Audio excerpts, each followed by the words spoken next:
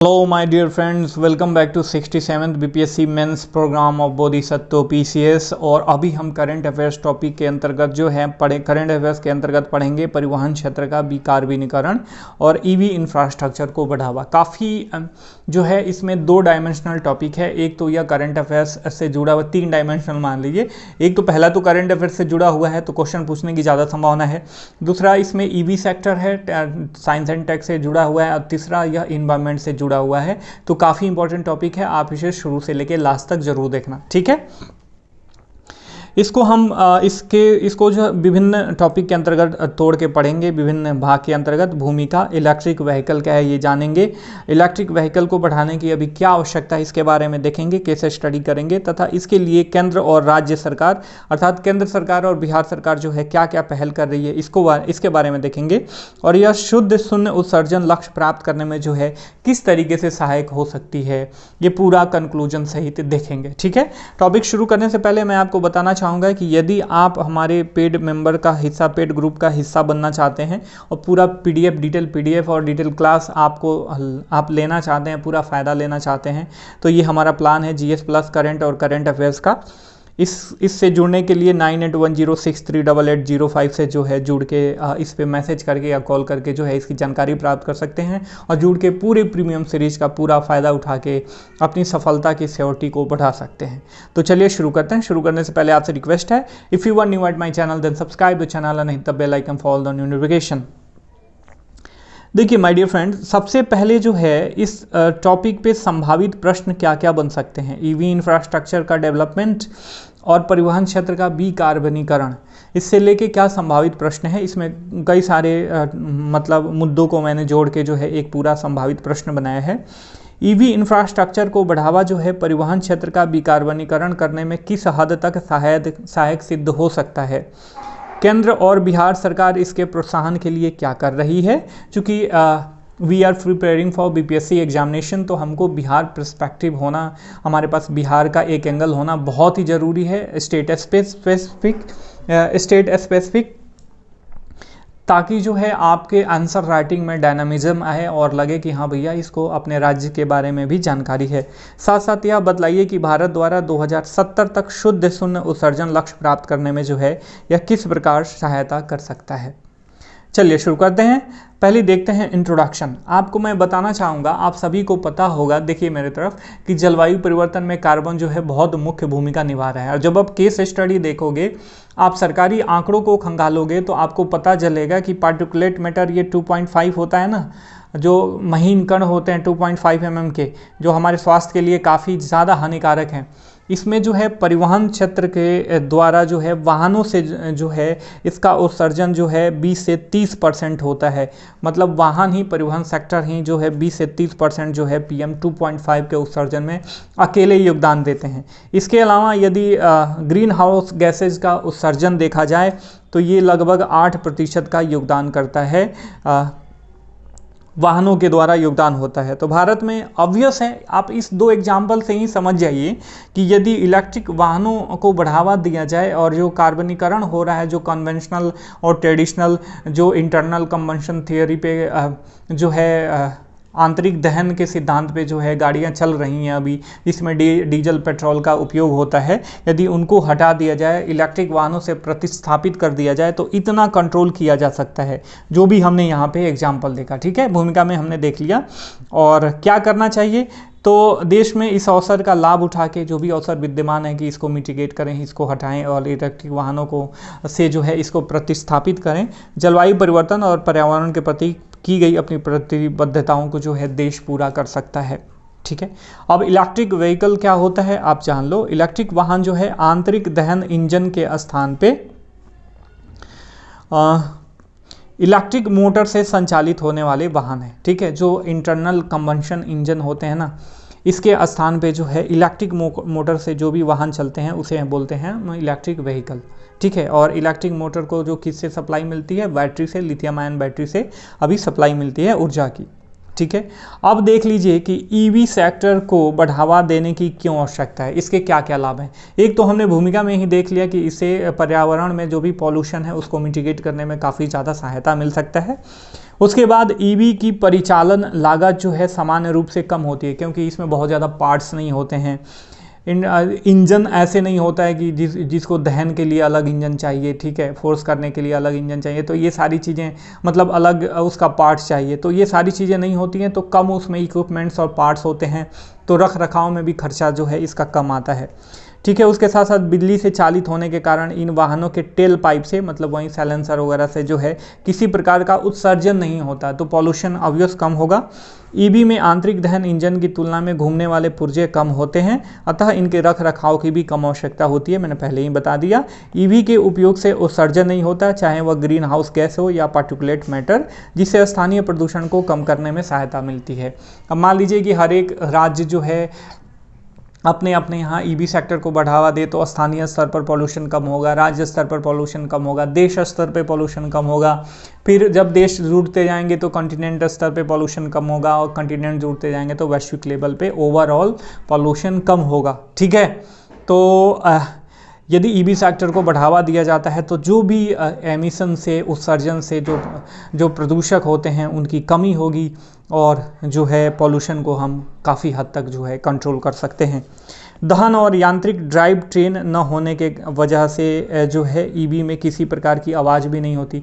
आपने देखा होगा कि ईवी गाड़ियाँ जो है बगल से ही गुजर जाती हैं, आपको पता ही नहीं चल पाता जब तक वो हॉर्न नहीं बजाते हैं, ठीक है। ऊर्जा दक्षता ब्यूरो का एक रिपोर्ट है, इसके अनुसार भारत में परिवहन क्षेत्र की खपत जो है कुल ऊर्जा खपत का 18% है। यदि इसको हम तेल में मापें तो यह लगभग जो है 94 मिलियन टन तेल ऊर्जा खपत के बराबर है। अगर इसी स्तर पर डिमांड रहा तो 2030 तक ऐसा अनुमान लगाया जा रहा है कि लगभग 200 मिलियन टन तेल ऊर्जा खपत की बराबर, मतलब ऊर्जा खपत की डिमांड हो जाएगी, इतना के बराबर जो है डिमांड हो जाएगा 200 मिलियन टन के। तो ऑब्वियस जो है इसको लेके चिंता की विषय है, चाहे वह इकोनॉमिकली हो या पॉल्यूशन के लिए इन्वायरमेंटली हो। सरकार जो है चाह रही है कि हम ईवी सेक्टर को बढ़ावा दें, और जो भी ये ऊर्जा का डिमांड है ना, इसको ईवी सेक्टर के द्वारा, इलेक्ट्रॉनिक व्हीकल के द्वारा जो है यह पूरा किया जा सके, ठीक है।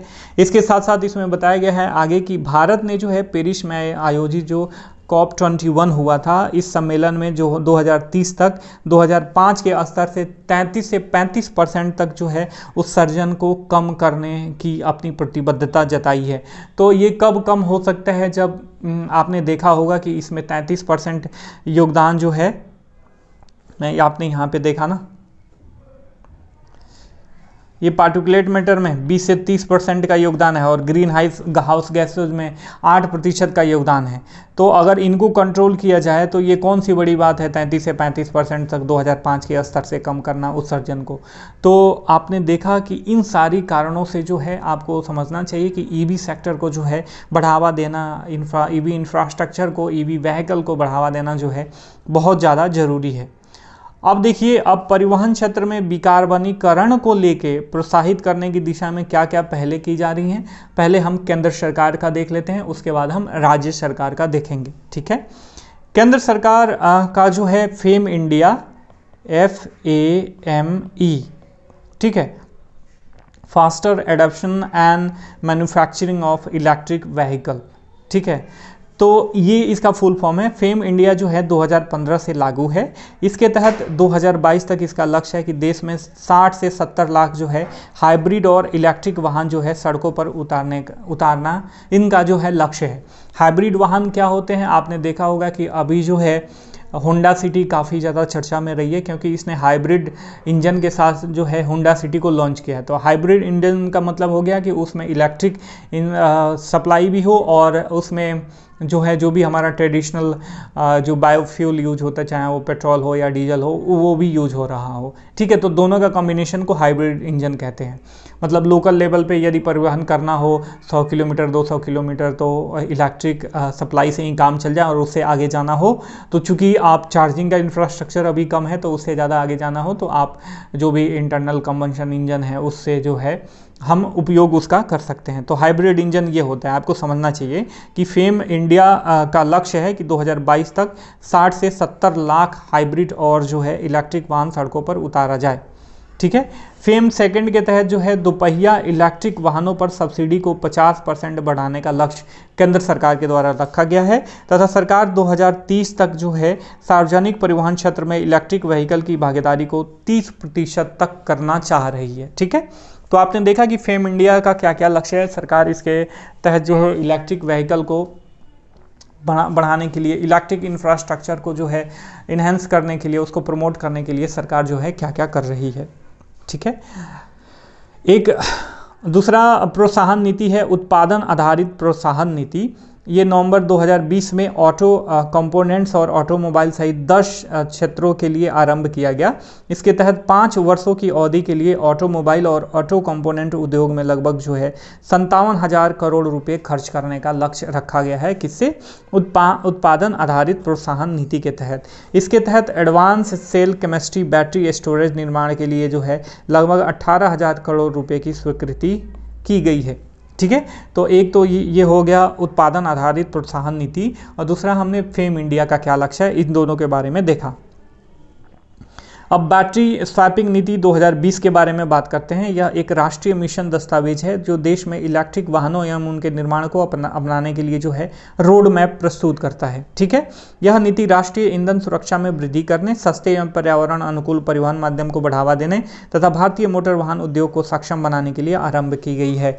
तो ये जो भी प्लान्स है ना, इसके मेन मुद्दों को, मेन इसके लक्ष्य को, इसमें क्या क्या सरकार कर रही है ईवी इंफ्रास्ट्रक्चर को बढ़ावा देने के लिए, आपको आना चाहिए। थोड़ा सा इसको याद कर लीजिएगा शॉर्ट नोट्स बना के। ठीक है। उसके बाद वाहन स्क्रैपिंग नीति। मार्च 2021 में वाहन स्क्रैपिंग नीति की घोषणा की गई। पुराने वाहनों को पुनः पंजीकरण से पूर्व एक फिटनेस टेस्ट पास करना होगा और नीति के अनुसार 15 वर्षों से अधिक पुराने वाणिज्यिक वाहनों और 20 वर्षों से अधिक पुराने निजी वाहनों का जो है पंजीकरण जो है रद्द किया जाएगा। इन सारे प्लानों के अलावा, इन सारी योजनाओं के अलावा सरकार जो है रेलवे के द्वारा ऐसा लक्ष्य रखा गया है कि 2030 तक शुद्ध शून्य उत्सर्जक बन जाएगा रेलवे, तथा इसके साथ साथ मेट्रो रेल का विस्तार किया जा रहा है। अभी हाल ही में देखा दिल्ली टू मेरठ जो है रैपिड ट्रेन का जो है निर्माण किया जा रहा है, उसके ट्रैक का निर्माण किया जा रहा है। तो इससे क्या होगा, जब आपको इंटर सिटी जो है एक्सप्रेसेस चलने लगेंगी, ऐसे रैपिड मेट्रो वगैरह चलने लगेंगी, तो जो भी लाखों की संख्या में लोग मूव करते हैं अपने प्राइवेट वाहन से, चाहे वैसे कमर्शियल वाहन से, वो जो है प्रतिस्थापित हो जाएंगे इन सारे वाहनों के द्वारा। और ऑब्वियस ये इलेक्ट्रिसिटी से चलेंगी तो यहाँ से उत्सर्जन कम होगा, और जो है इससे जो है हम जो है अपने लक्ष्यों को, जो भी हमारी प्रतिबद्धताएं हैं पर्यावरण संतुलन को लेके या पर्यावरण पॉल्यूशन को मिटिगेट करने को लेके, उसे हम पूरा कर सकते हैं। ठीक है। इसके अलावा भारत स्टेज 6 उत्सर्जन मानदंडों को अपनाना केंद्र सरकार की कुछ प्रमुख जो है पहले हैं। ठीक है। अब इसमें बिहार सरकार क्या कर रही है, तो इसमें बिहार सरकार के द्वारा हाल ही में बहुत सारी चीज़ें की गई हैं, जिसमें मुख्य जो है बिहार इलेक्ट्रिक परिवहन नीति 2019, इसका विश्लेषण जो है काफ़ी ज़्यादा जरूरी है। इसके द्वारा जो है राज्य में सरकार जो है इलेक्ट्रिक परिवहन निर्माण के क्षेत्र में बहुत प्रयास कर रही है, और इस नीति का उद्देश्य बिहार को अपनी बाजार ताकत का लाभ उठाकर राज्य में इस देश में रोजगार के अवसरों को अधिकतम करके सबसे पसंदीदा निवेश गंतव्य के रूप में स्थापित करना है। सरकार इस नीति के तहत चाह रही है कि भैया यहाँ पे हमारे यहाँ जो है इन्वेस्टमेंट भी हो, हमारे यहाँ प्रोडक्शन भी हो। तो सरकार इसके लिए जो है बहुत सारी चीज़ें कर रही है, लोगों को प्रोत्साहन दे रही है प्रमोशन करने के लिए, चाहे वो मैन्युफैक्चरर हो या ख़रीदार हो, सब्सिडी वगैरह, इंसेंटिव वगैरह सारी चीज़ें जो है गवर्नमेंट दे रही है। फेम 2 के तहत जो है इसके पैरा 14 की बात करें, इसके अनुसार बिहार में विनिर्माण को जो है बढ़ावा देने के लिए मांग प्रोत्साहन उपभोक्ताओं, चाहे वह खरीदारों के द्वारा हो या अंतिम उपयोगकर्ताओं के द्वारा, कि इनके लिए जो है हाइब्रिड और इलेक्ट्रिक वाहनों के खरीद मूल्य में कमी के रूप में जो है उपलब्ध होगा। ठीक है। उसके अलावा फेम 2 के अनुसार ही राज्य सरकार बिहार राज्य के भीतर निर्मित पहले 1 लाख वाहनों के लिए जो है प्रोत्साहन पेश करेगी। इसमें कौन कौन से वाहन हैं? इलेक्ट्रिक बसें हैं, प्लग इन हाइब्रिड, जो भी मैंने बताया कि हाइब्रिड इंजन वाले परिवहन साधन होते हैं, गाड़ियाँ होती हैं, उनको, तिपहिया और 2 व्हीलर इलेक्ट्रिक जो है इलेक्ट्रिकल व्हीकल जो है इससे फ़ायदा ले सकते हैं।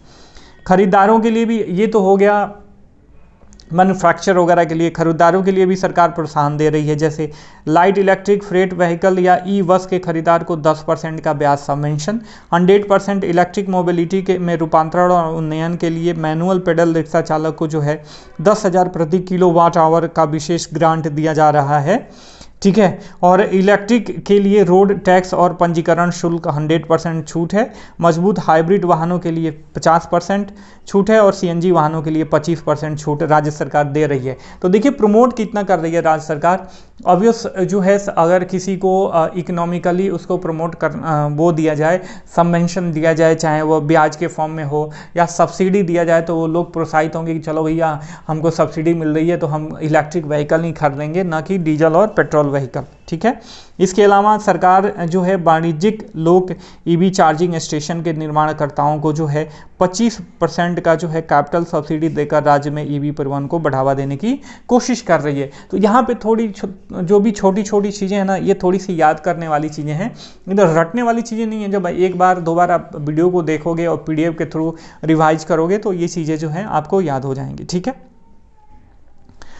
अब देखिए ईवी सेक्टर को, जैसे हमारा प्रश्न का एक पार्ट था कि शुद्ध शून्य उत्सर्जन हम कैसे प्राप्त कर सकते हैं ईवी सेक्टर को बढ़ावा देके, तो इसमें जो है फर्स्टली हमें जानना होगा कि जो परिवहन अभी जो कन्वेंशनल जो भी ट्रेडिशनल परिवहन आ रहे हैं, इनसे जो है कितना घाटा हो रहा है, ठीक है।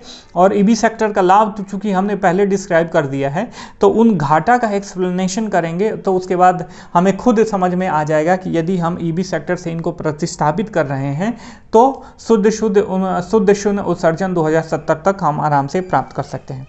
देखिए वर्ष 2019 में भारत में वाहन पंजीकरण का दर जो है अपने 10% के उच्चतम स्तर पे था। और ऑब्वियस उसके बाद मेरे तरफ देखिए कोविड-19 के स्प्रेड के वजह से जो है इसमें डाउनफॉल हुआ और लोग कार और ख़रीदना कम कर दिए, तो इसमें कुछ गिरावट आई, ठीक है। फिर भी लेकिन अब बहुत ज़्यादा ये बना हुआ था 2019 तक, ठीक है। अब देखिए चूंकि भारत का परिवहन क्षेत्र कुल CSG अर्थात ग्रीन हाउस गैसेज उत्सर्जन का लगभग 8% योगदान करता है, जबकि दिल्ली जैसे शहरों महानगरों में जो है इसकी मात्रा 30% से अधिक है। देश में यात्री गाड़ियों के लिए ऊर्जा की खपत प्रति वर्ष 4.5 से 5.5%, जबकि माल ढुलाई साधनों में लगभग 7% की दर से जो है इसमें वृद्धि हो रही है। ऊर्जा दक्षता ब्यूरो के अनुसार जो है भारत में परिवहन क्षेत्र की खपत कुल ऊर्जा खपत का 18% है, लगभग 94 मिलियन टन तेल ऊर्जा खर्च करने के बराबर है। और हमें उसमें देखा कि अगर ऐसा ही डिमांड रहा तो ये 300 मिलियन टन के बराबर हो जाएगा 2030 तक, ठीक है। और चूंकि भारत जो है जलवायु परिवर्तन संयुक्त राष्ट्र फ्रेमवर्क कन्वेंशन UNFCCC का हस्ताक्षरकर्ता देश है और 2070 तक शुद्ध शून्य लक्ष्य प्राप्त करने हेतु प्रतिबद्ध है, तो भारत में विकार्बनीकरण तथा इलेक्ट्रिक वाहन और संरचना से संबंधित मुद्दों पर जो है ध्यान देना चाहिए, ठीक है। और ध्यान देना चाहिए और इसके साथ साथ सतत और नवाचारी नगरीय नियोजन, देखिए ये ज्योग्राफी का पार्ट है, काफ़ी इंपॉर्टेंट है, इसको ध्यान में रखिएगा। कभी ज्योग्राफी का अगर आप मेंस ऑप्शनल लिख रहे हो और नगर नियोजन पे कोई वो आ रहा है कि वर्तमान में नगर नियोजन में क्या क्या सुधार होना चाहिए, तो ये मुद्दा आप डाल सकते हो, ठीक है। सतत और नवाचारी नगरीय नियोजन के अंतर्गत परिवहन और लॉजिस्टिक क्षेत्र का एकीकरण भी किया जाना चाहिए। भारत विश्व का चौथा सबसे बड़ा वाहन बाजार है, आपको पता है होगा, जो मुख्यतः जीवाश्म ईंधन पर आधारित है। अतः इसे इलेक्ट्रिक क्षेत्र में अनुसंधान विकास को बढ़ावा देना चाहिए तथा कुछ बड़े देशों जैसे यूनाइटेड किंगडम के साथ मिलकर इसे काम करना चाहिए। और जो भी इसका लक्ष्य है, चाहे वो पेरिस समझौता के अंतर्गत हो या UNFCCC का ये हस्ताक्षरकर्ता देश है, तो जो भी इसकी प्रतिबद्धताएँ हैं, इन सारी चीज़ों को मिटिगेट करने के लिए 2 ही काम है, रिसर्च एंड डेवलपमेंट पे ध्यान देना, ईवी सेक्टर में इंफ्रास्ट्रक्चर को बढ़ावा देना, ठीक है। ये सारी चीज़ें जब हम करेंगे तो रोजगार के साथ साथ जो है बहुत सारे और नए आयाम उभर के आएंगे, जिससे सोसाइटी और पर्यावरण को लाभ होगा। इससे भारत में परिवहन क्षेत्र का विकार्बनीकरण जहां एक तरफ तो पर्यावरणीय और जलवायु प्रतिबद्धताओं को पूरा करेगा, वहीं दूसरी तरफ देश में जो है उपलब्ध विशाल बाजार इसके संभावनाओं को और उजागर करेगा। तो ये था आज का टॉपिक ईवी सेक्टर, परिवहन सेक्टर का भी कार्बनीकरण और ईवी इंफ्रास्ट्रक्चर को बढ़ावा काफ़ी इंपॉर्टेंट है। बहुत सारे डायमेंशन इसमें देखा आपने कि राज्य सरकार के बारे में चर्चा करा, हमने केंद्र सरकार के बारे में चर्चा करा, परिवहन क्षेत्र के द्वारा अभी क्या क्या पॉल्यूशन जो है कि क्या क्या कितना पॉल्यूशन किया जाता है, कितना पॉल्यूट किया जाता है इन्वायरमेंट को, ये सारी चीज़ें देखा। उसके बाद इसमें क्या क्या संभावनाएं हैं, और यह पेरिस समझौता के अंतर्गत जो है शुद्ध शून्य उत्सर्जन लक्ष्य जो है 2070 में जो है भारत के द्वारा जो टारगेट किया गया है इसको प्राप्त करने में किस तरीके से सहायक सिद्ध हो सकता है। इन सारी चीज़ों के बारे में हमने देखा। आई होप कि आपको वीडियो पसंद आया होगा। वीडियो पसंद आएगा तो वीडियो को लाइक करना, चैनल को सब्सक्राइब करना। हम फिर मिलेंगे, तब तक के लिए साइनिंग अप, टेक केयर, जय हिंद, जय भारत।